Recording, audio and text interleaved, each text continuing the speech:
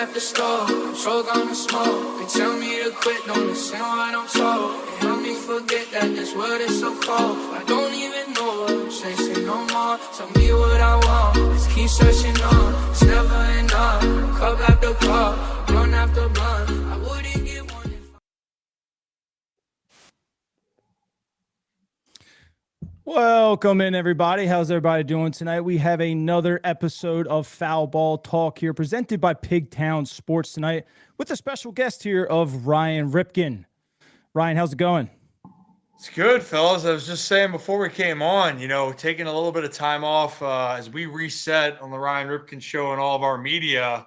But I kind of miss talking ball, talking shop, and my fiance is out of town, so I got a little bit more time to scratch that itch with you guys. So appreciate you having me. Thanks for coming on, man.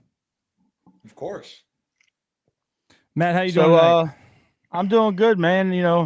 Had to do the bedtime routine with the little one, but I'm ready to get this show rocking. Got a chance to go in with Paul yesterday afternoon and talk some ball, and back on our show again tonight. Ryan, we had Bordy on last week, so that was a pretty good show. He's always full of infinite wisdom and knowledge, and he was a fantastic time, and I know this is going to be another good one. Fun fact, I don't know if anybody, I'm pretty sure nobody knows that is listening. When I was doing an independent show a couple of years ago, when Ryan announced his retirement, I was one of the first people that had an all-exclusive interview to talk about what was next, and we've kind of hit it off ever since. Ryan actually played baseball against my brother in high school when he was at Gilman and my brother was at Curley, but Oof, Curly. yeah. Oof. Yeah. But Ryan I was one of the first people to get an exclusive from Ryan. So just kind of give everybody a little bit of a backstory. Ryan, you've done such a great job of getting to where you are with the show, and being on Fox 45 and on the Fan. So it's really cool to have you back with the boys. St. Joe guys here. Yeah, no, I appreciate it. I mean, it's kind of fun going full circle. And saying full circle, it's only been a couple of years, right? Right. Of how this is, and Matt, before you got on, we were talking behind the scenes of, I sat here and I went for the longest time. I'm like, you know what, I didn't know if I wanted to really be involved in some type of Orioles content, and not because I didn't love it or passionate about it. But I didn't know, with the name and being connected, I wanted to see the other opportunities. Now, don't get me wrong, I'm going to do more opportunities, but what I loved about making the decision to make sure I still keep my Baltimore roots is, getting to talk to you guys in this community, and no matter what I do, from the Maryland region, from Baltimore, want the best for the people in the community, and here we all are. Here we are on a Monday night, going to talk some shop. The Orioles are getting ready for spring training and for the season. And and you made me relive some somewhat good and somewhat bad memories from high school when you mentioned Curly. So yeah, we all know that was B tier. That was peasant stuff. We all participated in sports in the A conference for MIAA. Those guys, Tim was an excellent wrestler for a while. Big boy conference. Yeah, big boy conference stuff. Cool. But yeah, it's been an interesting off season and leading up into spring training. Ryan, want to get your thoughts, man. You're much more optimistic than most when it comes to covering the team. I was quite unhappy. I was a little bit of a grump about the way the season unfolded. Oh, we warmed him. Don't worry. Yeah, we warned him. I mean, I'm pretty much, talking to Bordy a little bit and then talking to Paul.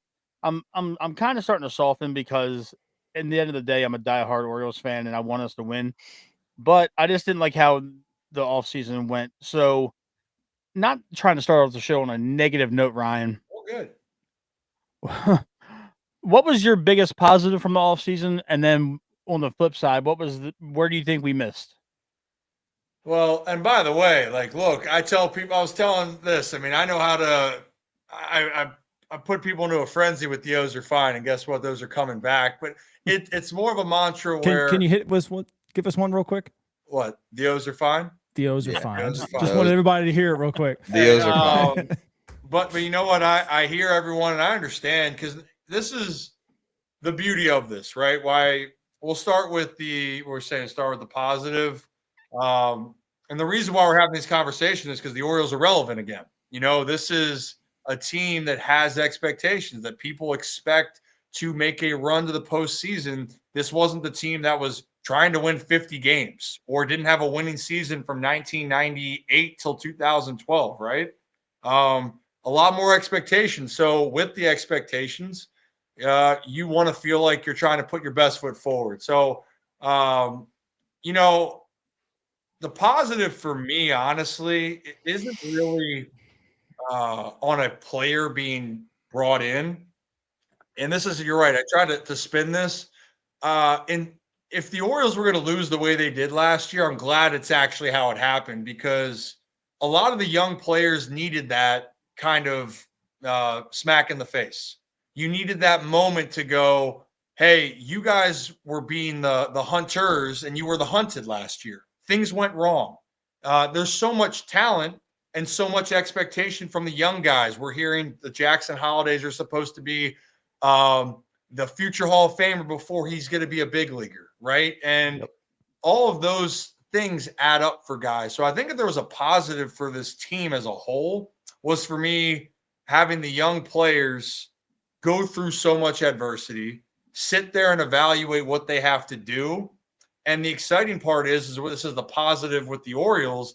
They have a young nucleus that it can rival any team in baseball, but it depends now what they do with that. Is it going to be do you take that next step? If Colton Cowser continues off of what he did his rookie year, the O's are going to be better. If Jordan Westburg is that guy again, the O's are going to be better. And if Jackson Holiday continues to progress and take a step, this team's going to be great. And we're already talking about the Gunners and Adleys, and I know Adley's going to bounce back, but you're looking at a team then that when you look around Major League Baseball, they don't have what the Orioles have the capability of doing. Now, for the negative, you know, I never think you can have enough pitching. I think that's just a reality. I think that this staff will be fine to start the year. I have a lot of confidence, especially in guys like I expect Grayson to take a jump. I expect Dean is more comfortable. But then you have the wild card of Sagano, who his numbers are great. He pitched well in the World Baseball Classic. Now you got to do it in the bigs. You got a question mark. The only guy I think that the Orioles could have gotten if they really wanted him was Garrett Crochet, but you would have to trade the farm a little bit more. And know who was that big prospect that the Red Sox gave up? It was a catcher, right? Kyle Teal. You think that they wanted from the Orioles, the catcher that we don't want to give up in Messiah. So, I think they're going to be set right now, but I think of it just the negative of you don't have that stopper. But I don't look at that as it's a death sentence for the squad. It's just more of you're going to have to come together more now and play more sound baseball and play more fundamental. I think that's the biggest thing is that the fundamentals for them down the stretch, it wasn't good enough. So I think that's what I'm kind of, if there was a negative, it's just kind of around those. But yeah, you're right, Matt. I try to be a little bit more optimistic, just given the fact that we haven't played a game yet in 2025. I'll let it rip, and I'm gonna turn this over to Tim. I know Tim has a little bit of a special shout out before he gets going. Oh, it is my wife's birthday today, everyone. So I was graciously permission to be on here. She's a teacher, so she's already in bed. But shout out to Steph. Happy birthday! Happy birthday, Steph. Happy birthday, Ryan. You were getting ready to touch on it, so I'm gonna segue into it a little bit here because you were actively talking about this on your socials in the last 2 days, but we all saw what Povich had cooking down there in his first outing. And just these guys know that one of my biggest things about baseball is the eye test. And I talk about the eye test all the time. And I know it's just spring training. I know this is when guys are working on stuff. I know this is when the batters are working on stuff. I get that. but something looked different, just different about his fastball, the command of it. I saw you talk about the hidden factor of it, of how a 93 looks like a 96 with what he's doing. I am big on the Povich fan club, I guess you could say, going into this season, and just wanted to kind of you give our viewers a little bit in-depth breakdown of what you've seen and what you've talked about with him. Yeah, no doubt about it. I mean, look, I'm a big believer in what Cade is capable of doing, and the reality for spring training, and I like to, you guys know me, I like to have a little fun on social media about, wait a minute, the O's lost in spring training, and spring training doesn't matter. You kidding me? The reality is it matters for some, and it doesn't matter as much for others, right? Gunnar Henderson's on the team no matter what. Gunnar can go for 100. I tell you, Gunnar would not take going 0 for 100 well, but he's going to be okay, right?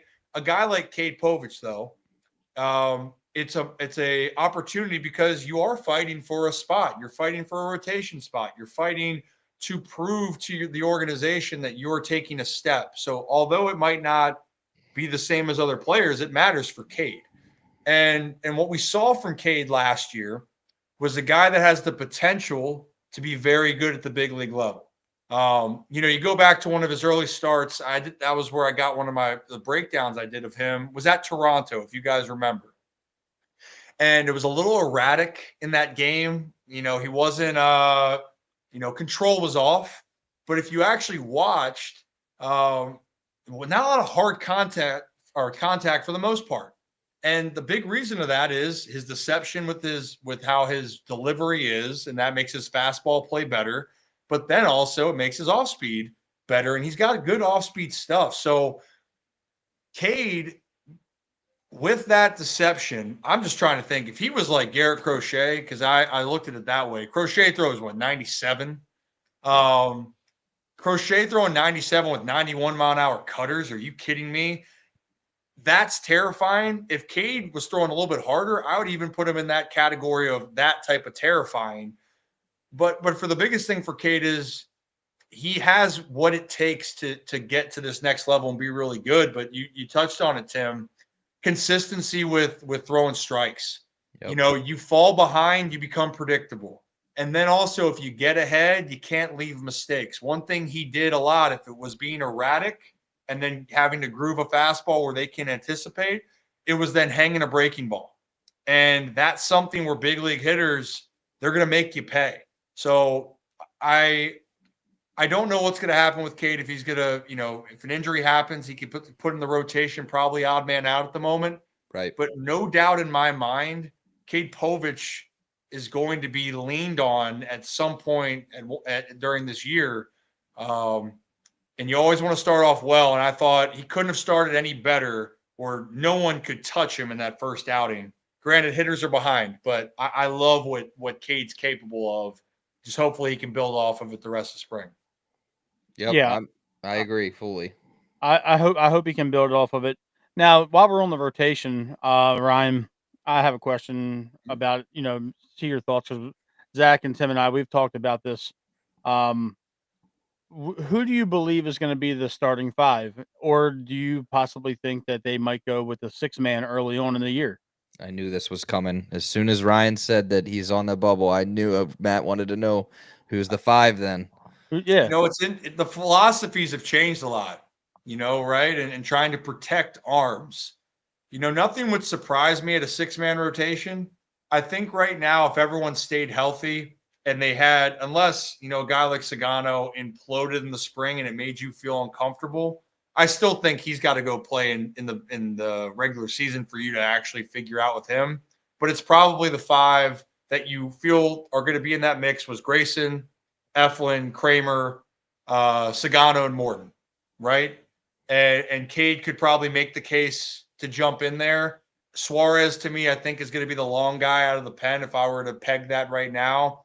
And I also love the fact that you can be like, hey, Big Al, we got a problem. Hop in there. Not everyone can do that, so he fits that role well. An hour before first pitch. I don't like twice. I can't even tell people, Tim, how damn impressive crazy. players, people are creatures of habit. You know, they have to have the same routine over and over again. And all of a sudden to go, hey, Al, not only do I need you to pitch this game, can you help us get 5? And I believe that game he gave the O's a great outing, you know, just pulled one right out of there. And you're going, damn, that's not supposed to be that easy. And he made it look that easy. So I think you fit there. But yeah, I think that there will be a discussion though, Matt. I think that when you're seeing how the arms are and you're trying to build up, especially early in the season, wouldn't surprise me if the Orioles go with 6. And kind of looking at how the schedule is, it's not like it was last year where all those off days. I mean, the Birds are starting off in Toronto, playing a set and coming home. They don't have an off day through the first 5 games, if I'm not mistaken. So I think they're going to try to lean to protect the arms a little bit more. But I think that right now, Cade would be the 6th guy, and the other guys would be locked in as the 5 at this point in time. Because it just maybe it's because I'm a more of an older baseball fan, and you and Zach have both been around the game. Isn't it odd to have a 5-man with no left-handed starter in there? Kind of feels naked, doesn't it? It does. I believe we're not the only rotation in baseball that's going to set up like that either, though. I know. I mean, I can't speak for the 29 other rotations, but it just, we've always had that left-handed guy, whether it's been Meansy or Bedard or Chen or somebody of that nature. Aiken, when he was a starter, we at least had a left-handed arm in there somewhere. It seemed like Grayson or Eduardo Rodriguez when he was here briefly. I mean, Cole Irvin too. Yeah, played Cole, the role back and Cole. forth. So I seen a pretty interesting stat today that American League only has 15 left-handed starters, and I think the National League had 26 going into opening day. Huh. Pants, man. It's a different day and age, right? My belief is it's going to be less on. Yes, you want to have variety. That always helps. But I think the best thing is you want who can give you the best chance to have can prolong your outings, get you a chance to win, and get to your bullpen and try to stack up W's, right? So in that case, I would want to go with whoever my best 5 or 6 are. But it is intriguing because you feel like you're seeing some of these lefties that are available, or Crochet, the injury history, but a nasty lefty is a weapon, so it definitely adds to the variety. But if you're the O's, you just need the guys that can get you. Hey, can you get me towards 6 innings? Can we get to the bullpen? Can you give us a chance to win? You can do those things. To me, I'm not going to worry too much about it being righty or lefty. Yep. There were some rumors floating around about Cardinals supposedly shopping Eric Fedde around. Hey, fun fact, Tim. Fedde was my roommate in instructional league with the Nats. Ooh. When he's coming off Tommy John. And great guy, awesome dude. Talk about having to redefine himself. I don't see that the Orioles fitting in there, just because of what they already have. But I do think he's a damn solid addition to whoever wants him. I hope don't go to the AL East, please. Go somewhere else. We're tired of seeing that. Please, just go somewhere else. But talk about a guy that knows how to pitch. He went to Korea to find himself again. And then he was able then to learn how to pitch off of his fastball, then could play off of his other pitches. And he was great last year. He's going to really help a team, but I don't think, unless something crazy happens, I don't think we're going to see him coming to Baltimore. Zach, what do you got? So we talked about it a little bit on this show with Felix Bautista. What is your confidence level with him kind of taking it slow? And then, they say he's ready for opening day, but, they were going to work him in slow and then kind of maybe see some game action originally they said game action towards the end of spring training. Now today they're saying he will pitch next week, but do you have any kind of concerns with him being the closer and throwing 100 miles an hour on opening day? Opening day, I hope that the Orioles are up 20, and then we don't have to see that. but in all seriousness, I really am encouraged about where he is. I mean, quite frankly, I'm so glad there wasn't this situation where we had to even think about him coming back. Nor I think that the Orioles, no matter what, were saying, hey, he ain't coming to pitch next year because there was a lot of risk. You give him more months to rest. And I have a really high confidence that we're going to see the Felix Bautista we saw in 2023, before the injury, but don't need to overload him. I think that it's smart. You don't need to have him built up right now on February 24th. You want him to be feeling good on April 1st. I know it's the opening days before, but April 1, all right, is he ready to go? Great. And I would take the months then getting warmer before you even try to, in my mind, put more pressure on him. One thing I don't want to see is I don't want to see that kind of usage that he had, especially early on. And quite frankly, I don't really want to see that until you get to the playoffs for Felix. Yeah. Trying to get 6 outs or 2 innings constant. We had a lot of those. That's stress and strain. And as a competitor, Felix will go out and do it, no doubt. And I would too, right? All of us would. If you're saying, hey, we need you to get the ball and take it, the team believes in you. But from a long-term standpoint, you want the mountain feeling ready in the summer and going towards the fall. So yes, all things going well. I believe he'll be good for opening day. But this bullpen's deeper now. I don't want to see us trying to overuse him until you really desperately need to, and hopefully that's not until the postseason. Yeah. Do you think we see a good mix of Kittredge getting a couple games to close here and there, or is it somebody else? I think Cano as well. Even though I don't look at Cano as being a closer, I think I've said that in the past where you want to have guys that are comfortable closing out a game. So like Sir Anthony Dominguez in the past, Cano, Kittredge could do that. I think I'm not saying you want a closer by committee, but in the previous years, we talked about just a second ago of the long relievers and how, hey, go out there and start. That's a hard thing to do. Other pitchers, you got to know, how do you handle yourself in high leverage situations? Are you a high leverage guy? Right. And I think for the Orioles, they have probably 3 or 4 of those guys right now where you can say, hey, they can be high leverage guys, and that can help alleviate some of the stress. Last year, it felt like when Coulomb went down, you're going like shirts and pants, man. Okay, who do we have that's fully comfortable in these moments? Yep. Not that they can't pitch in those moments, but that you can depend on them constantly. I thought that put a little bit more stress and strain on Cano.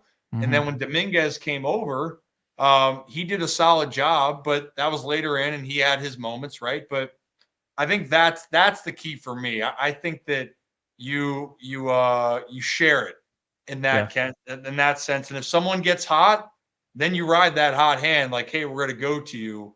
But I think the biggest thing is establishing what guys can do in specific roles, because I think ultimately that will help those guys and it will help the ones that can stay in their lane of what they need to do. Now it's going to obviously it will change, but that would be like my ultimate goal. Right. Now you bring up Cano. With the emergence early on, I'm not going to say he's bona fide in any way, shape, or form, but do you see Rodolfo possibly challenging for his spot on the 26? Matt, you got to hit him with the Rodolfo. I'm not. It's Rodolfo, hon. I'm not doing all that. But Oh, yeah. but do you think? I mean, he throws 100 plus. He has some electricity in that arm, and if you look at all the right-handed relief pitchers in the bullpen, Cano is the most inconsistent, generally speaking, out of all of them. I think that, like I said, I think Cano, if I were going to say about guys closing out games, I would try to keep Cano out of that mix. Can he close games? Yes. But where was he the most effective? Being the setup guy, getting to the next guy.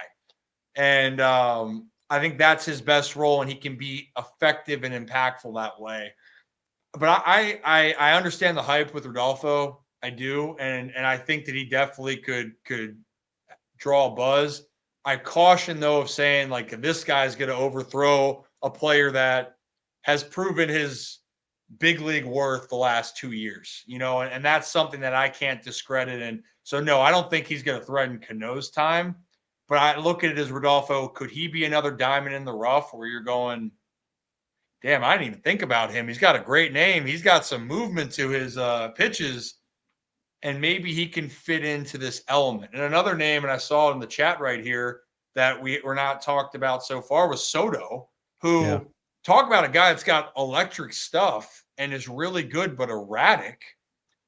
Down the stretch, he's starting to get in the rhythm. Like, you get some of those guys, this bullpen can be one of the best in the American League, or if not all of baseball. But to finish the thought, Cano, he's going to be the big league squad no matter what. Rodolfo, continue to gain that trust. And obviously, though, you take a chance on stuff. You guys remember me being all over Fuji, right? Love the stuff of Fuji. You take a risk on the talent, it might bite you in the ass. But if it pans out, you're happy because not many people has the skill set that Rodolfo has, and that's to his advantage. Fair. I think that goes back to what Mike Bordick was talking about on our show with how the Orioles built depth this year. I mean, we didn't have a ton of depth in AAA last year when some arms went down. We were having to go out and pick guys off the street, Birch Smith and, some other guys. Well, now, if Rodolfo's in AAA, like you're in a good set here. I mean, you still have McDermott and Brandon Young that are probably going to be in AAA. Povich might be in AAA. We don't know, but I feel like AAA now, that depth that we have in case of an emergency is much stronger than we have last year to kind of keep the bullpen at a high level. Well, and I think that's the part. It's not sexy when everyone's like, man, our AAA guys. Well, who the heck's our AAA guys? You need those guys to win. Look at every team. Like, let's go back to 2023 for a moment, right? Who was the player that came up in the lineup for the Orioles that didn't break with the team? It's a left-handed first baseman, the DHs, Ryan O'Hearn, right? Yep. Came out of nowhere in some people's eyes to then make a big impact. Albert Suarez last year, you're sitting there in 2024 of, okay. And then someone needs a start and they go, wait a minute, who's this Big Al guy that's coming up to spot start? Well, damn, this guy's helping the squad. Just because they start in AAA, as we know, doesn't mean they're going to stay there. And also, damn you, Brian. Hey, you know what? You can help me with that. I was in the middle of a thought, Brian. But anyway, I digress. You need depth to get through. And last year, unfortunately, and it was an unprecedented amount of injuries for the Orioles, especially on the pitching side. But depth's going to carry you through. And then also in the process, you might have a star that kind of rises from the ashes here that ends up being an impactful player. And that's what happened in 2023 with a guy like Ryan O'Hearn, a guy like Cano as well. If we want to look back at that, those players developed into something that were not on the radar as being integral parts of the Baltimore Orioles. Yep. You usually get one of them. You get one of them somewhere. Somebody shows light. It can be a position player, it can be a pitcher, but there's always somebody that is, the most surprising player of the year, I guess you could say. There's a reason when people do their preseason predictions on all social media, you always see like biggest surprise is one of the question marks, and it always happens. We talked a lot about pitching. It wouldn't be a show if we didn't talk about some of the catching and get. I have a question first. No, and I'm not falling for it right this second. Get the music box ready. Ryan, I wanted to ask you this question. I saw this yesterday, and I talked to Paul about it on his show, and I wanted to ask you on this show, and the guys are probably going to either roll their eyes or laugh. It's been brought up amongst Birdland fans. This is never going to happen, so I'm just prefacing this as a hypothetical. Okay. But it's been thrown out there that in order to save Grayson from getting hurt and overexposing him, is there ever a world where Grayson is the closer because of his dynamite first inning pitching, where he's just electric, and it would save on the wear and tear, it would save on the having to go 5-6 innings every 3-4 days, calendar days? I thought it was interesting because even though he's one of our best starters right now by default, what are your thoughts on that? I'm just curious. These guys have heard it. We've talked about it in our group chat, and it came up on Paul Val's show yesterday. Yeah, I mean, I think the the the the thought, regardless, for every starting pitcher is you are going to try to be a starting pitcher for as long as you can until you either prove that you can't or that you physically can't stay healthy and you have to try to shift, right? We've seen a lot of guys make that shift. Grayson for me is so far off from doing that right now. That would take more and more injuries for Grayson to then sit down and go, hey, we're going to have to reevaluate what's going to be your situation. But for right now, that isn't the conversation, right? I'm not to Right, say obviously like, not. Yeah, obviously. right, but like down the road, hypothetically, like, Like yeah, if A Britain kind of situation. yeah, it's exactly it. That you have to evaluate what's going to happen. But Grayson, for his age and his stuff, I want to see Grayson Rodriguez turn out to be an all-star, top of the line starter first for as long as I can. Yeah. Especially with who you already have in your bullpen. And then if it becomes a problem where his stuff isn't playing well, which the reality, it does play well, he just got to go out there and pitch. Like, I do think that Grayson can be a top end guy, but he needs to go in the big leagues more and more, stay healthy for a year, get lit up a couple times and then learn from that and then go out there and shove. Experience is what he needs. But if he can't stay healthy, Matt, then we're going to have to go to a different discussion for him. But because you're right. I mean, one inning, can you imagine Grayson being like, all right, dude, go throw fuzz balls for an inning and someone try to hit what would be like a 97, 8-mile-an-hour heater? It's probably humming at 100, 101.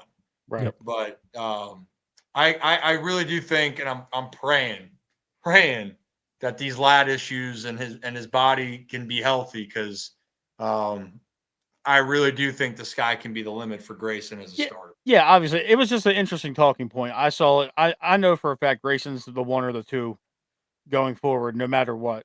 It Mhm. was just food for thought because Yeah, he was being compared to either the Britain situation or he could possibly be in a John Smoltz type of situation where no he can doubt. be an all-star starter and an all-star closer, all in the same. And he's in his mid-20s, so it's not really much. It's a moot point. But I was just curious to get your thoughts.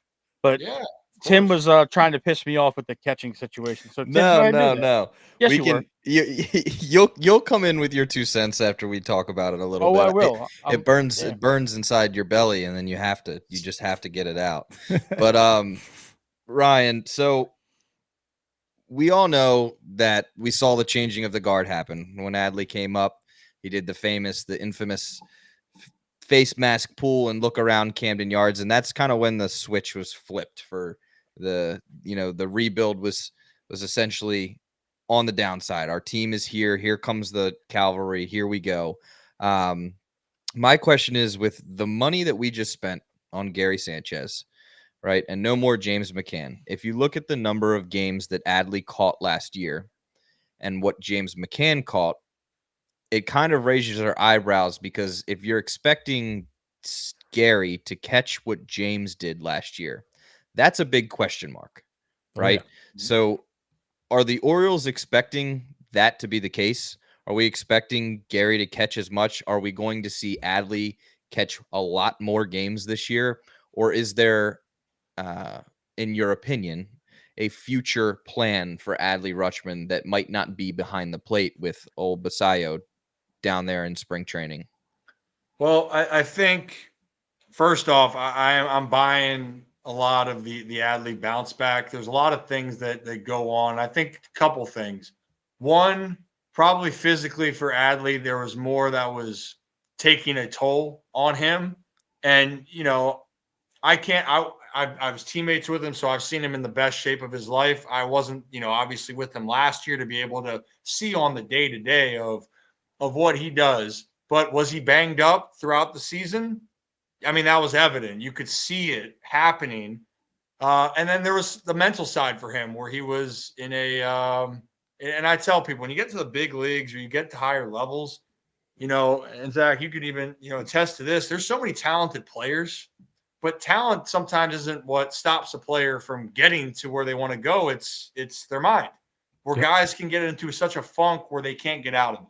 So I think that we're going to see an uptick for Adley for catching this year. I think he looks great. I think that we're going to see more of what we saw from Adley in 23. But the question's going to be for extending Adley. The value is much different if you're a behind the plate catcher that can rake compared to if you're not going to be behind the plate as much. And yeah, there is a young prospect down there as well that is a beast that kind of has like a combination of a Yordan Alvarez swing with like a Salvador Perez frame, Yep. and you're sitting there And going, arm. this dude looks like a monster, and not looks, he is. And so that's going to be in the equation. That's a good problem to have. Oh, But I for think sure. for 2025, I think that we're going to see Adley get back to more of what we saw 2 years ago. And then we'll kind of cross that bridge. But I do understand the concern, because if you are going to extend a guy, there's a big gap in money when it comes to playing a different position.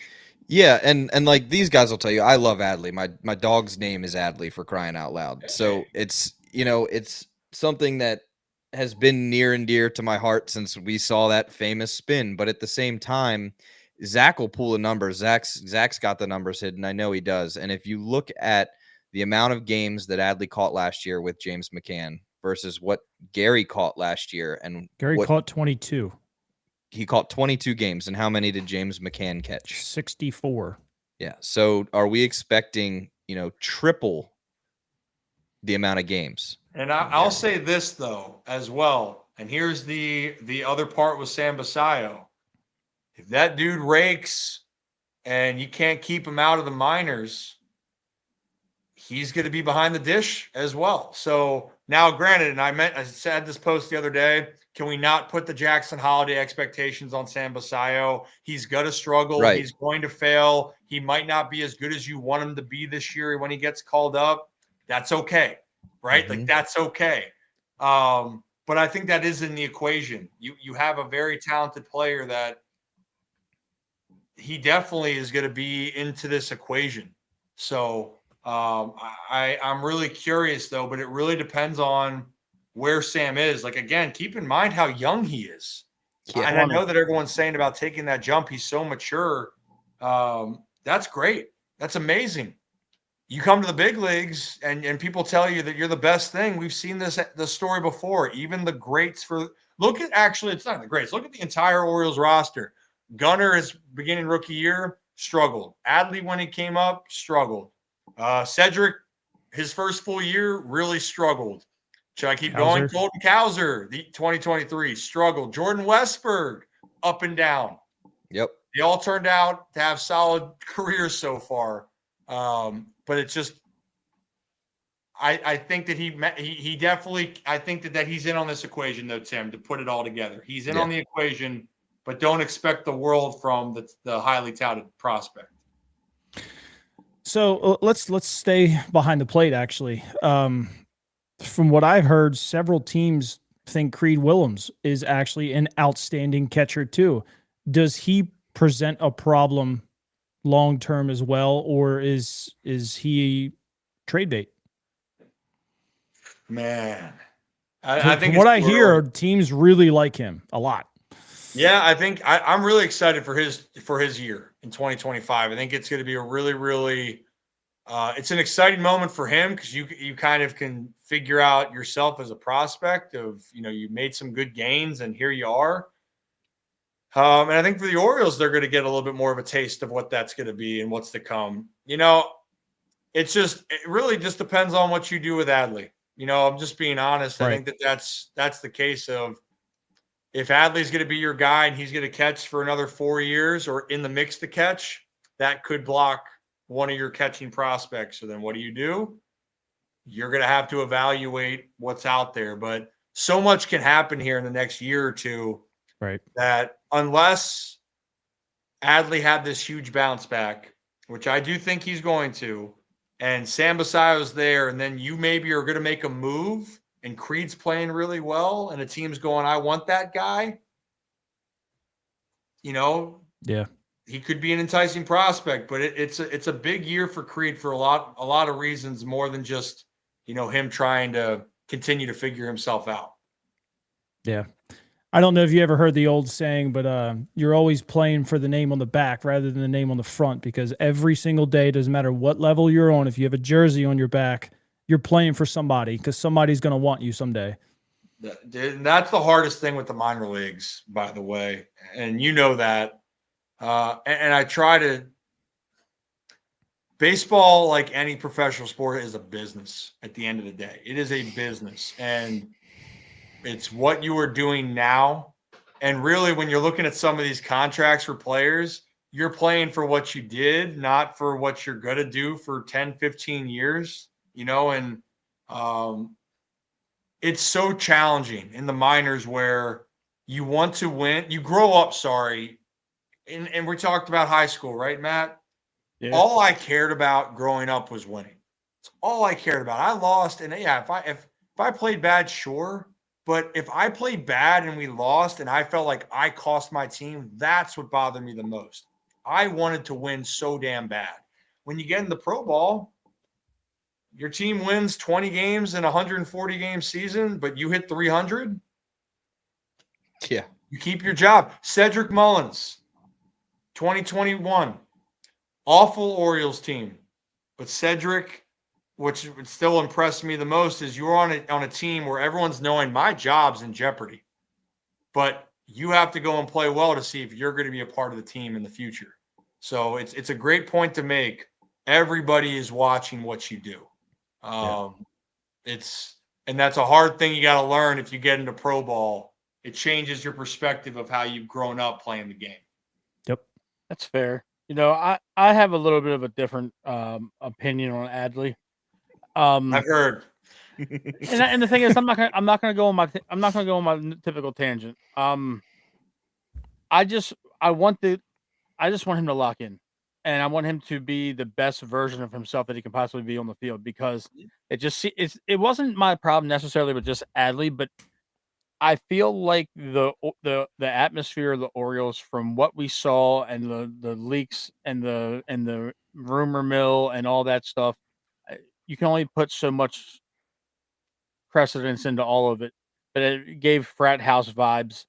And Adley being on TikTok with the girlfriend, and it seemed like he was battling injury, and then he was picking up a little bit of weight.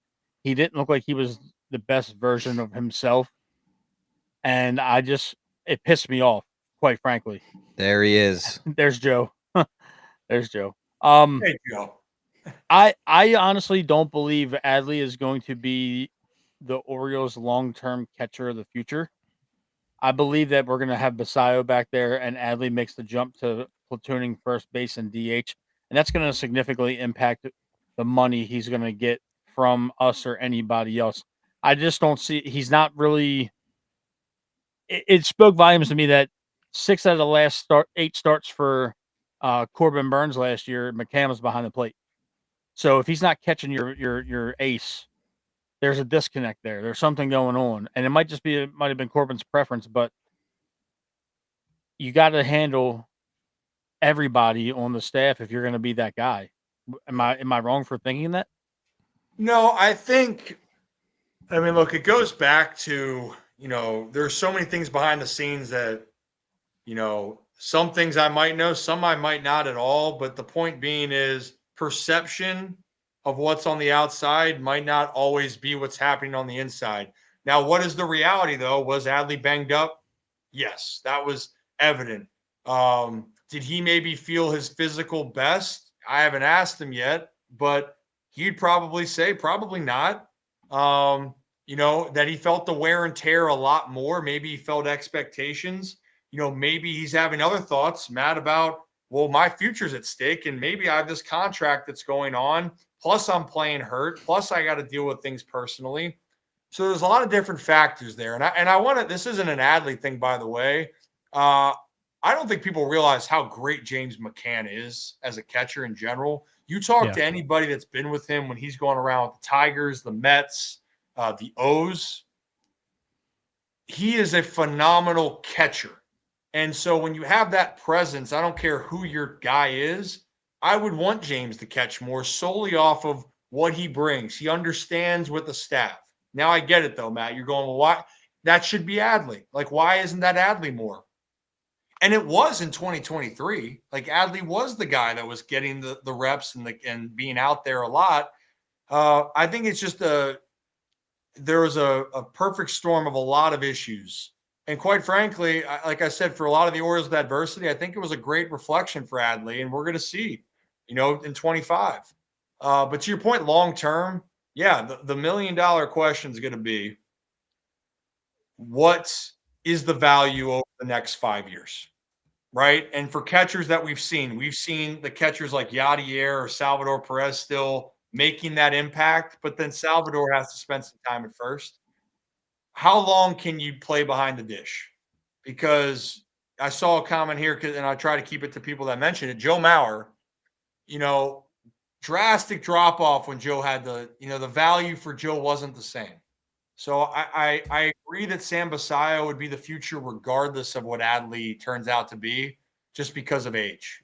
But I think we're going to get a lot of answers on where Adley's at, on what happens this year. And if he bounces back, which I think he will, I do. If he bounces back and he's in the best shape of his life, he goes out there and catches the games like he did, and he goes out there and bops, that noise is going to drop. But Matt, to your point, if he doesn't, and you have to have these other guys creeping in, now this conversation's only going to get louder, and it's going to have to be addressed, beyond 2025 and for the years to come. That's a fair point. I want to touch on something and get your opinion. I'm looking at MLB contracts, and only 2 catchers make over $20 million a year.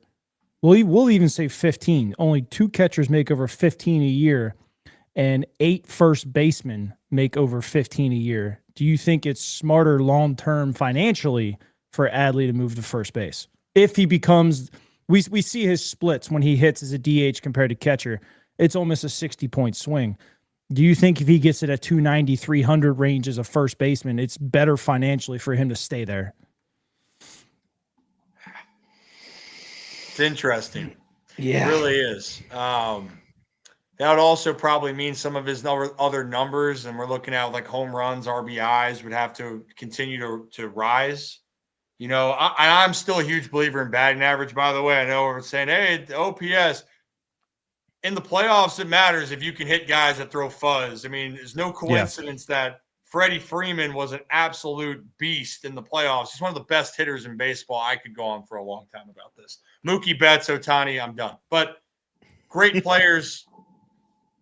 Adley, though, when you play first, and I know this because I didn't do it enough, that's a producing spot. So you either got to hit high average or you got to bop, and more importantly, they want the bop. So, I don't think it's going to impact him so much. I think it only impacts him at first is if he becomes a guy that becomes a 25, 30 jack per year guy. Yeah. And he can drive in close to 90 to 100. Then, you're like, slide on over to the first.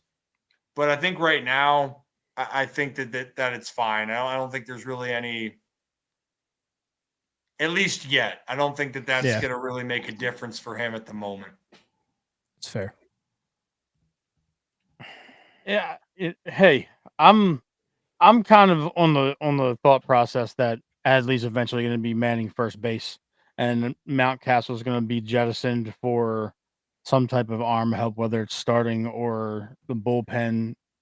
That's how I see it. And Mountcastle, to me, as much as everybody loves him, doesn't fit here long term in the plans, at least in my eyes. I'm looking at all the guys that they drafted very high in the first 3 rounds of the last 5 drafts. You're looking at everybody like, eventually Colton's going to be the center fielder. If not, it's going to be Bradfield. Honeycutt's going to be one of these corners eventually. So,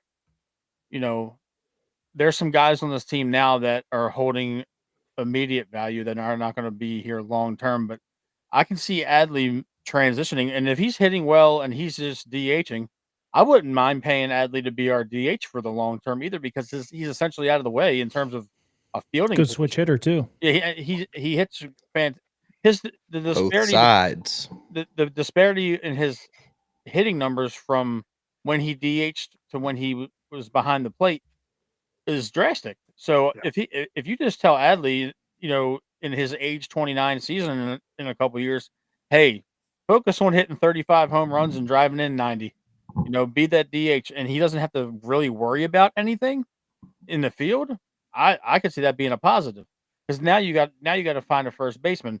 Is that Mayo? Is that Kerstad? Is that somebody that's not currently on the team right now? Is that Dylan Beavers coming up? Is that even though he's played minimal reps at first base, I'm just saying they have a problem in the organization right now with prospects, and they haven't moved any of them, Ryan. So it really presents a case of where are you putting all these guys? Because even though you need depth in the minor leagues, Double A and Triple A championships don't mean shit to us. No, for sure. And I'll say this.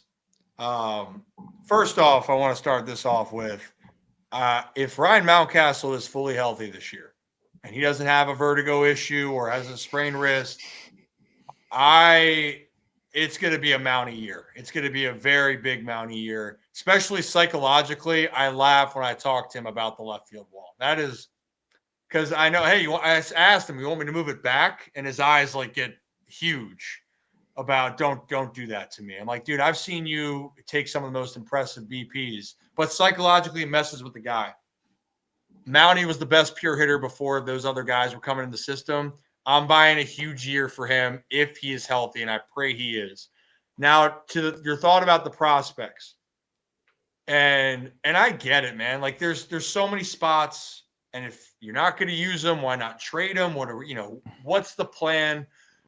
I do think realistically the 2022 season and even 2023 was not in the playbook for your development process for some of these guys. The team went from, hey, we're solid to we're kind of one of the better teams, best team conversation in the AL, just like that. And the problem is that you're trying to win right now and you don't have the comfort of letting those guys play it out. Like imagine the Orioles were one more year away. You might have gotten an answer already on some of these guys in 2023 that you had to wait on, right? Because think about it. That was the problem with Jackson last year, and I hated it for him, is that the Orioles needed to win. He came up and struggled, so you didn't play him, hurt his confidence, and then he got sent back down. And what? Yeah, Jorge Mateo filled in really well. You put Westberg over there, Ramon Arias, but that stunts the development of one of your young budding stars. So you're looking at a guy like Kobe Mayo, Heston Kjerstad. Heston looked like he was figuring it out until he got drilled. Yep. And now you're in this conversation yet again. So I would just say, I think this is the year that you're gonna, with those guys, the decision's going to be made. I thought that maybe you could have that answer, but it was unwritten with Kjerstad. It's incomplete with Mayo. So I do think this is the year you're going to have the answer on what it's going to be. I mean, enough went by where they got rid of Connor Norby, which stings because I love Norby, man. I think he's a stud, but you made a decision. You made a choice. You said, we're going to keep Jackson. Yep. Sorry, Norby. Right. And also be like, well, what about, you could have kept him. Do you want Jordan Westberg or do you want Connor Norby? Right. And a lot of teams are looking at Jordan Westberg as being one of the best third basemen in baseball moving forward. So, and that speaks volumes because Joey Ortiz is pretty dang good too. Right. And guess what? They had to make that, to your exact point. They had to make that decision. Is when they were going for the Corbin Burns, they're going like Joey, like Jordan. Who are we investing? And the reality is too, they could be wrong. The Orioles could be wrong with their choice. Yep. But I think, Matt, what you're trying to say as well is you want to see them make a choice and they got to move on. But as a fan, you got to be okay that they're not going to get it right every time. Like it's not. And I'm okay with that. Because my thought process is 2025, obviously they're going to go into the season with Mullins. They're obviously going to go into the season with Tyler O'Neill. Moving forward, That's not going to be the case. You got Enrique Bradfield Jr., Beavers, and Honeycutt in the outfield in the immediacy. There's also Judge Fabian that's lingering around. That's still a good player. So you got 3, potentially 4 really good outfield prospects, and essentially you have 2 outfield spots that are going to open up when O'Neill and Mullins move on. So going forward, if you intend on keeping Kerstad, he's going to play one of the corners. Hauser's going to move to center. So you got essentially a left field spot open and then 2 bench spots for, some backup outfielders.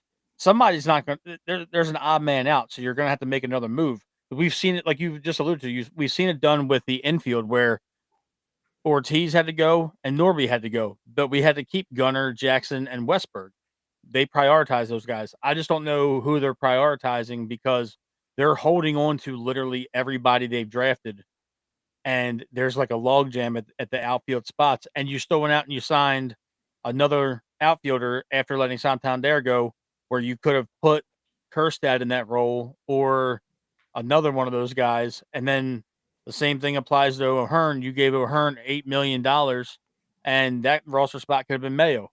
They signed a couple, Carlson and O'Neill. Right. So, but I mean, Carlson might be sneaky and get some at bats, but O'Neill's not coming here on 50 for 3 years to sit on the bench or platoon. He's going to be an everyday guy if he's healthy. Yeah, I want to make this point where, and I saw this from, I can't click on it, but I see a Hides in Long Grass. Interesting name. But I appreciate the point of saying in order to prove yourself, you need playing time. Right? There, you pull it up there. Hi, Hides in Long Grass.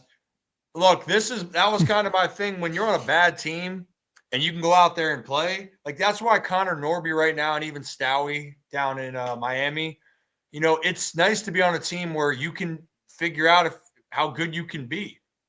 And that helps with development. And the Orioles, that would have been great for some of these young guys a couple of years ago. But you got to ask if you're a fan base. And some people are split on this, or maybe it's one side more than the other. If you feel the Orioles can win the World Series or go deeper into the playoffs, are you willing to put a prospect that might not be ready, that might fail for the first couple of months, that could cost you games, but maybe can play out for you in another year or two? Because that's the dilemma that they're in, where you have your team, like right now, if the Orioles didn't have the injuries that they had, and still, like, of all the things we talked about, I'm blanking on the final. They won 89 games, 90 games last year. I'm blanking on the final number. 91. Sorry, terrible team. But that, to my point, right? 91 wins. They're the first team in the American League to 70, despite all these issues. So they have a really good. Despite actually blowing 21 saves, a lot of people forget about that. Yeah, and a lot they of were people only 3 games away from winning the East, and they blew 21 saves. And I think people forget how just absolutely unbelievable the Orioles were in one-run games in 2023 and come from behind victories. 2 things where you're like, dude, it's magical. Like the O's magic, that was the O's magic. They didn't do either of that as well in 2024 with the blown saves, obviously. And by the way, Felix Bautista still blew, I think, 6 saves last year before he went down. People don't forget that in 2023. But yeah, I that's the dilemma, though. If you're going to say, Kobe Mayo, we want you to be our guy, is Kobe ready enough to be that guy every day? He will believe he is. And I want to see Kobe get opportunities. But when I'm looking at it, Ryan Mountcastle is a bona fide big leaguer. He's a really good player. And right now, his upside for helping this team is better right now. Ryan O'Hearn, I would argue, is one of the scrappiest hitters on the team. I'd argue as far as hitter, understanding himself, it's him. His upside might be capped, but he is a damn good at what he needs to do as a left-handed bat against right-handed pitching. So I'm with you that you have so much. And quite frankly, last year, my biggest thing is when Jackson got brought up, if that was the move, I would have let that guy play for another 3 weeks into a month. Yep. I would have let him, if he sunk, sent him back down, because his final outing before he got sent down, he was a ball off the pitcher away from a 2-hit game, and his whole complexion could have changed. Guys do need reps. Sometimes that's all it takes. That's all it takes. So I as an Oriole fan, you just got to ask yourself, Tyler O'Neill is probably the better option right now. Or do you want the better options right now on your team with a chance to win the AL East? Or are you okay with the growing pains that this team might have some struggles and they might underperform then in 2025? That's the balancing act here. That's fair. That I hear you on that. I just feel like for the last handful of years, Ryan, and everybody on this show can attest to it, we've heard patience when we were out there losing 100 games, and through COVID, and in 2021, and then all of a sudden, 2022 we win 83, I believe, and then the following year it's 101, and then it's 91, and all these guys that we essentially sucked for are now here. It's not like these guys are 21, 22 years old, with the exception of Jackson and Basayo. These guys are in their mid-20s now, Ryan. And it's Well, kind of Kobe's 22, right? Kobe's 22. He's Just young. turned 22. okay, Kobe. So Yeah, Kobe's young. Enrique Bradfield's 22. Right. I'm talking about the Kerstad's the one where I'm like, hey, you need to Kerstad, know. Yeah. Hauser, all those guys. You need to find out what you got with these guys, and maybe because we won more games in the last couple of years that we kind of had to kind of accelerate it, and I understand that at the same time. But you want to see what you got with Kerstad. I mean, is he going to be a 35, 40 home run guy, or is he going to be a 20, 25 home run guy? Can you play the corner outfield? These are things we got to find out about Kerstad. Is Kowser an everyday center fielder? It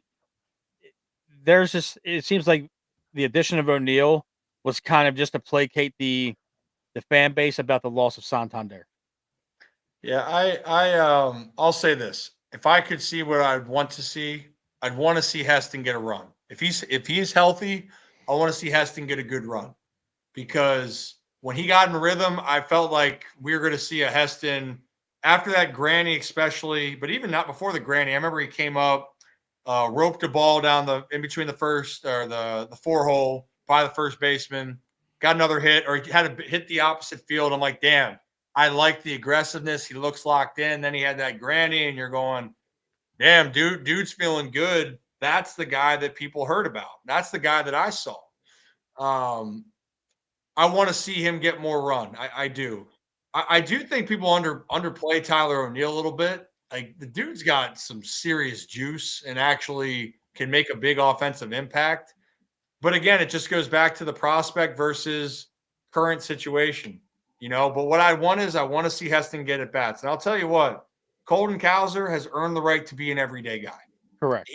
And how I think people look at that final moment in the playoffs where they want to look down. He had a hell of a year. And he figured out that he goes, damn, I can be a pretty good player in the bigs. Now, one more off season to that and getting a full year of at-bats, I think Colton's going to take that step. So, but the problem is then, okay, what do you do with Tyler O'Neill? What do you do with Heston? Yep. But can I ask you about that? Because I know you interviewed Colton about that. Did he say that was he anticipating a certain pitch?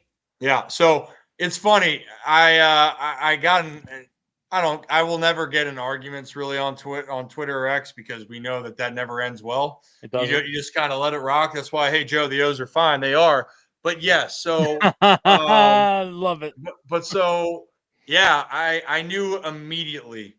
And I had on the Ryan Ripken show, humble plug, we had Westberg and Cowser on earlier in the year. And I know these guys, obviously. And I had a conversation, and I knew the answer. But if I say it, they might say, well, this is Ryan, son of Cal. He never made it to the leagues. He doesn't know what he's talking about. I'm like, well, I did play, but it's better if they say it, right? Because they're the ones there. They're the ones that have this high upside that I couldn't get to, but it's the thought process. So I asked a question of going, Hey, Westy or Colton, have you ever, show of hands, have you ever taken a pitch for strike 3 heater right down the, said some other words, but right down the middle? And Colton's like, oh, yeah. And Jordan's like, why did you ask that, Ryan? You know the answer is yes. And I said, explain it. And they go, well, when you're thinking of something and you have that instant where you freeze in your mind, and then people watch and go, how'd you not swing? If you're not looking for it exactly, or something internally throws you off, you take it, right? And it freezes you and you go, damn, I can't believe it. And believe me, they walk back to the dugout going, how did I let that happen? How do I know that? Because I did that too many times. If I did that less, I'd still be playing. Towser in that at bat. No, we know this down the stretch. What was Colton's issue with 2 strikes? Off speed, out in front, Speed, yeah. constantly, right? And so Colton then made a choice where he sat slider, and I think it was Zerpa. Does that sound about right? The lefty. So I was actually getting to this point because Zerpa actually threw a slider in that count almost 70% of the time. So I felt like Colton was staring, waiting for it. So he kept getting fooled on it, plus the probabilities of it being thrown. So he said, I am going to sell out on a slider. I wish I could pull up. I actually have that clip of us specifically talking about that. And he goes, yep, I saw slider. And I could tell by the reaction. And if you watch if you break down where the pitch is coming out of the hand, there's a moment because of where Zerpa throws where it's behind Colton. It's like almost at his ass. Yep. And he's sitting there and you're going like, man, that looks the same. And so imagine you have to wait a hair longer for a breaking ball. So you're staying in a hair longer. And all of a sudden you realize that, oh shit, it's a fastball. And then you're at this point where now you're just trying to, it's emergency, get out of the way. And he was so committed that he turned this way and drilled him in the hand instead of the other way. And that's just what it was, to your point. And the one thing I want to say is not all hitters hit off the fastball, by the way. I know some of the greatest hitters that I've at least talked to that they sit on pitches. Okay, here's a good one then, Zach. And this is a perfect example. And just a current Oriole, he just left the team and everyone wanted him re-signed. Guess who loved to guess on pitches? Anthony. He lived for it. He said, I am going to sit on this thing no matter what. You could tell when he swung at the ball 16 inches above the zone and still hit it out. And there's guys like that. And that's an example. But I knew other guys. There were stories about Manny Ramirez swinging at bad pitches, sliders in the dirt, hoping that they would throw another one, and he would time it up and take them deep. And then, Vladimir Guerrero did the same thing. Same thing. Like, Tim, the photo of the fan I was shaking in the for the fan event, the fantasy event. That guy. That guy might be named Calvin. He sat on pitches. He would sit there and go, I know the tendency of the pitcher. All right, I'm going to wait for a curveball. Okay, he might take 2 fastballs right down the middle, but he was staying to his plan, right? And I think I wanted to just point that out. All hitters are different. And in that case for Cowser, it was a really unfortunate moment, but that is the nature of the beast when you get in those situations. And what stunk is we're not going to talk about that the Orioles had no outs and the bases juiced. There was other moments in that inning where it could have been, but people point to Cowser because of facing a tough lefty in that situation. Yep. Ryan, you're a guest on our show. You're in our house tonight. So we've done a lot of talking about other people, but why don't you let them know what you got going on coming up this year over on the Ryan Ripken show? You got Pickles Pub, 105.7 The Fan. You got a man of many talents coming up this year. You're about to jumpstart into busy mode. I mean, aren't we all? And first off, again, like I love doing this, right? And I do mean this. And Matt, that's why I love. We don't have the same opinion, and for everyone out there, good. Also, I just love talking shop. You know what I mean? Like people that care about the team. We don't have to always agree on things. I love talking about the game. I like having fun. That's what it should be about. As far as for me, yep, I'll be back at 105.7 doing pregame at Pickles Pub. So you guys, if you're down there, if you don't come say hi to me, I'll be offended.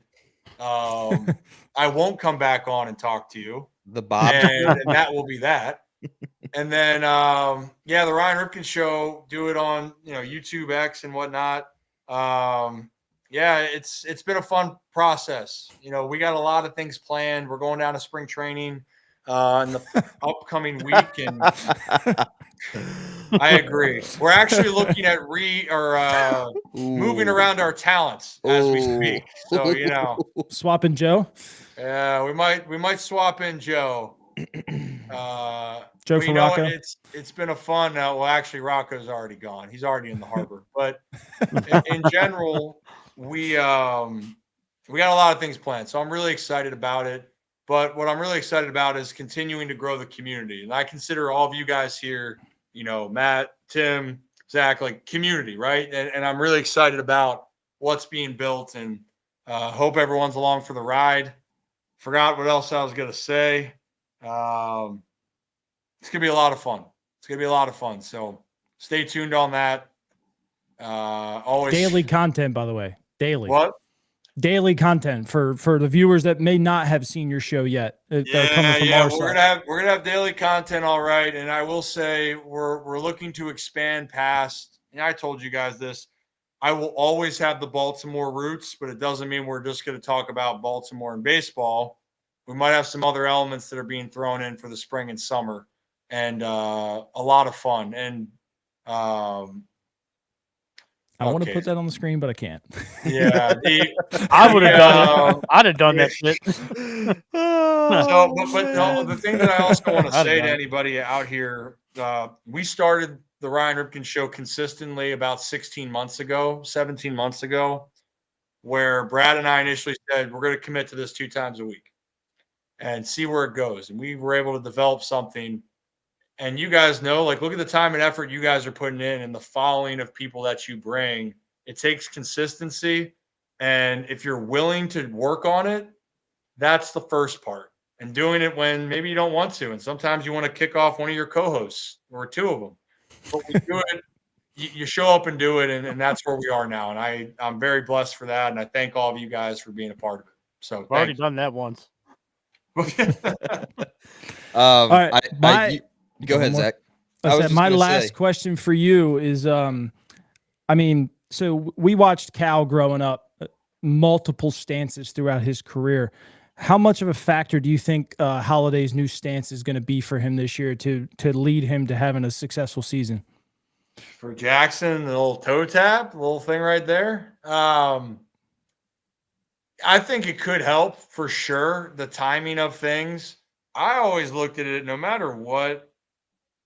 It's funny, and maybe this is I kind of tease one of the elements we're having for the spring is maybe talking to some guys that played a little bit of ball throughout their careers or for a long time. And one constant theme that I had, and the reason why Calvin had all those stances, was not because he was trying to be a stylist, and he was not styling sometimes. I mean, you kidding me? Just having the little violin down here or whatever it would be, right? The violin. He did it for a feel. So I think for Jackson, what I just want for him is, does it feel good? Does it feel like you're connected? Does it feel like you can be on time? And if he has that, I think he's going to be successful. I thought with the leg kick, when I was looking at it more and more, leg kicks, as we know, I had a huge ass one, and they can throw off your timing. But more importantly, for Jackson, I felt like it was the first time, maybe more mentally, the insides were revved up. He's pulling off the baseball a ton. He was doing things that he wasn't doing in the minor leagues. And to me, that's more on the mental and the feel than it is on what your stance is. So that's my answer. If he feels good and it feels connected, great. And if not, then hey, change it up 100 times. It's worked out for players. One of them, it took him to the Hall of Fame. So good for him, I guess, right? No, it's true. I always get the fellas when we're near the end of our show with either a stat question, a guess this Orioles question, or give me a prediction sort of thing. So I'll keep it easy for you, Ryan. Just give me, as we already kind of talked about it on the show, give me your biggest surprise of the 2025 season. Like, are we talking individual player? Yeah, Talking you can go individual player. You could go, I mean, it could be a team thing, whatever something that you think is going to be contrary to what the Twitter fingers like to say. Okay. Okay. I like The O's that. are fine. The O's are fine constantly. That's my I'll have two. I think Dean Kramer's going to have a career year for himself. I think he finally down the stretch realized he's a big league pitcher, and when he's on, he can be a very good big league pitcher. He just has to be consistent, but he proved it to himself that he can go against any lineup. But I swear, Dean, you throw a cutter 1-2 down the dish, and they go big ball, we're going to talk about it. I'm going to roast you for it. And then I do think a healthy Ryan Mountcastle is going to clear 25 jacks. I think that he's going to approach 30. And people do forget his first 3 years healthy in the big leagues were really solid. So I do think we're going to see the return of Mountie in a big way. And then, yeah, I mean, it's not a surprise here. I just think that I think Jordan Westberg is the most important Oriole on the team. That is outside, and Gunner, you're great. Jordan Westberg has become that heartbeat, in my opinion. That's so Tim's that's guy. not a surprise. That's just more of my like. Joe, what are you smoking, buddy? That is 115 wins. This isn't a video game. that is my guy, Ryan. I'm with you on that. The that. Jordan Westberg. I think he's the heartbeat. I can see Westberg on the back of an Orioles jersey for a long time. Hey Tim, you know what, Cole Irvin? I talked to him last year. Came on the show after. It's right before the playoffs, and I said, "Hey, I first joked. I said, hey, the team give up. I heard the team gave up, Cole,' and he gave me a big old scowl. I love to mess with the guys, but I said, in your mind, what was the hardest part for the team? And all the injuries, and he goes, the team just needed Jordan to be on the field. That was his answer. And McCann, when I talked to him also in the offseason, he said the same thing. He goes, Westberg, the team just had a different belief when that guy played. So that doesn't show you what matters to guys. I don't know what will. He solidifies, the lineup, the defense, probably maybe even a little bit of leadership already. Yeah, he's invaluable. Last question for you. What's your thoughts on Robbie Torinos? Do you think that he gets Adley defensively back to where he was when they were together in 2022? I just love, and I'm a big Freddie Gonzalez guy, by the way, so I hated seeing him go like that. That I dude, think we all were. All of us on the show were big. Dude, I guys. love Freddie, man. It was actually funny. We actually lived in the same apartment building back in 22. And so he'd come back after the game and we'd be out walking the dogs and talking shop and just a really good guy, good baseball guy. Mm-hmm. And I was worried about you lose a guy of that caliber, but when you bring in a guy like Robinson, what I love about it the most is he has a connection with the guys on the team, and that helps. Yeah. You need to feel like you have someone to lean on. And to your point, do I think Adley gets back to his defensive ways that he was? I hope so. Just from I think if he's physically healthy, Adley will. But I think for Robinson, it's another sounding board for a team for helping to try to have another presence. And they had a veteran presence. Again, love Freddie. But the thing that I think I talked about with the team last year, and that's why they brought in Charlie Morton too, besides the 8 innings, don't undervalue having guys that can glue your team together. And I think Robinson's going to have that hybrid role. I really do. I think he's going to be great for the staff. He's going to learn a lot along the way, but he's also going to be a glue for a lot of these players that can lean on him for advice and look to him to help get through some tough times. So I think that's a component that you can't quantify in any metrics that you put out there in sports. Yep. That's future skipper Robinson Torinos, right, Zach?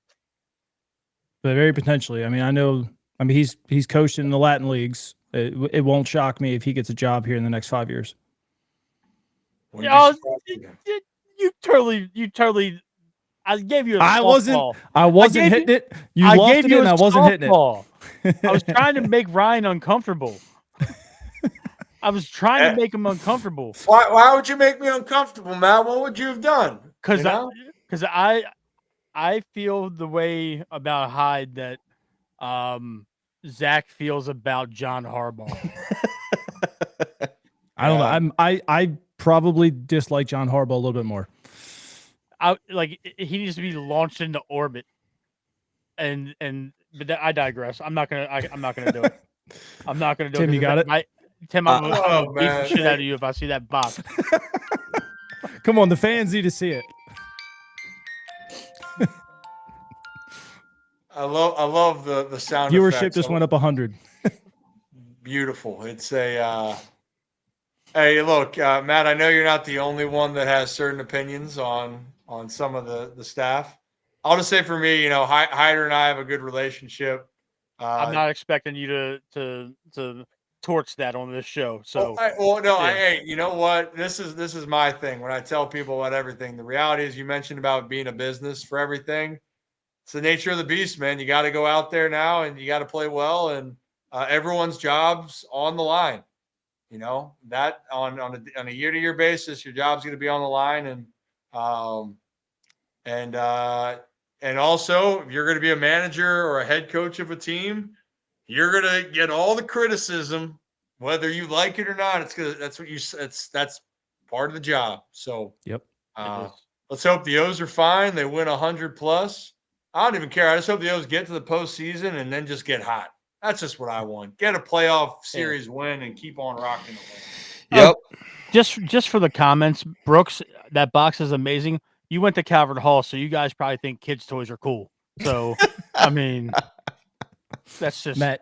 Hey, we can all play agree with on kids' that, toys Matt. all day long. We can all agree on that. Just kidding, Brooks. You're a good kid, man. I don't care what they say about you at Calvert Hall. You're a good kid. 17,000 to play with, Fisher Price. All right, Matt.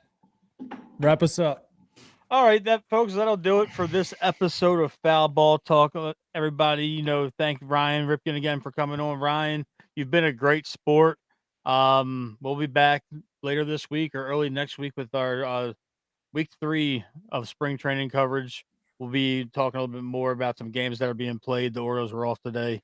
Hopefully we can talk a little bit more about how this 26-man is going to shape up.